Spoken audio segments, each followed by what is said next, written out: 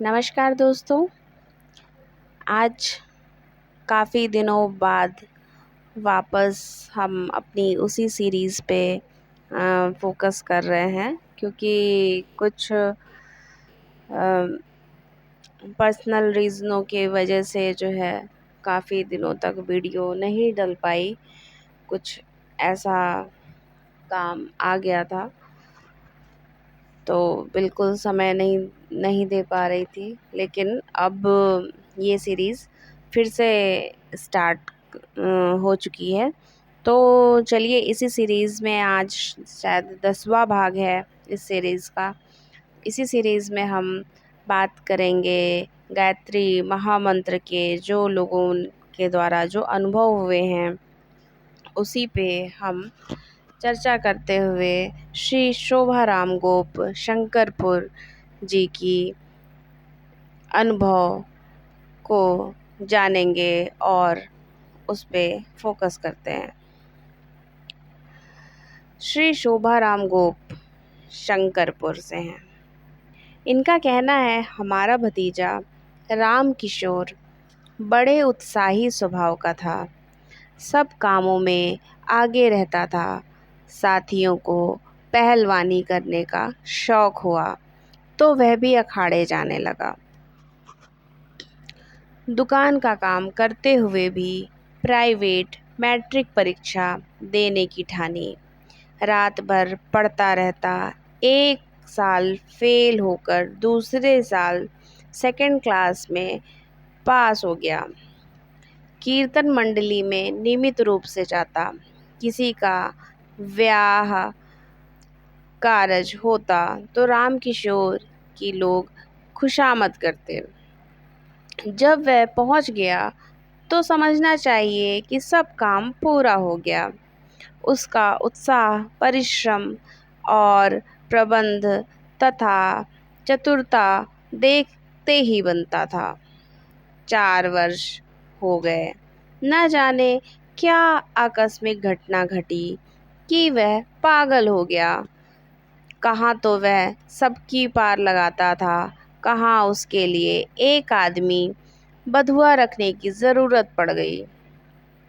अकेला छोड़ देने से वह खतरनाक गड़बड़ उत्पन्न करने लगा।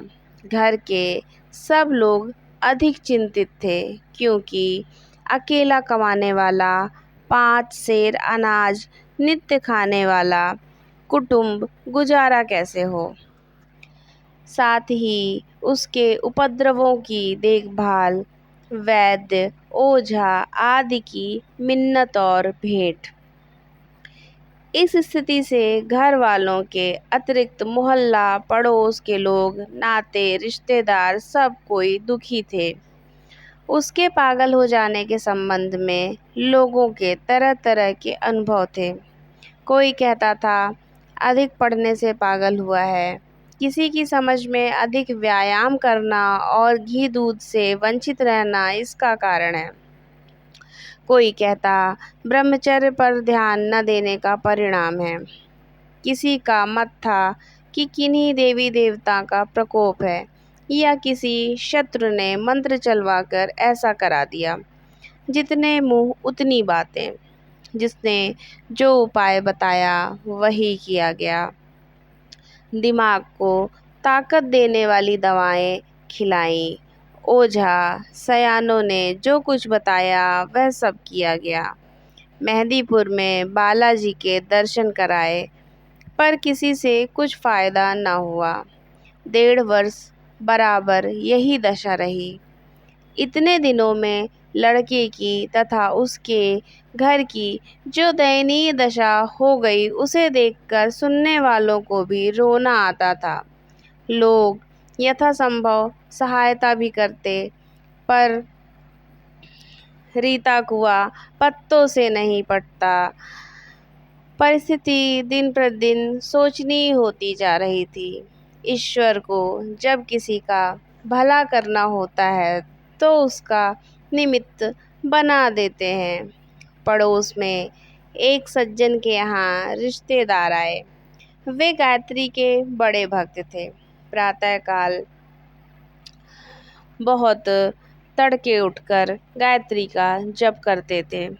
उन्होंने जब पागलपन की बात सुनी तो स्वयं आए और घर के सब लोगों को गायत्री मंत्र सिखाया और कहा, आप लोग इसे जपते रहें, माता की कृपा होगी तो लड़का अच्छा हो जाएगा। मंत्र जप तो क्या, कोई कठिन से कठिन काम बताया जाता तो भी उसे वे करने को तैयार थे। उसी दिन से जप होने लगा। लड़के की स्थिति दिन प्रतिदिन सुधरती गई। 2.5-3 महीने में वह पूर्ण रूप से ठीक हो गया। धीरे धीरे वह अपने सब कामकाज करने लगा।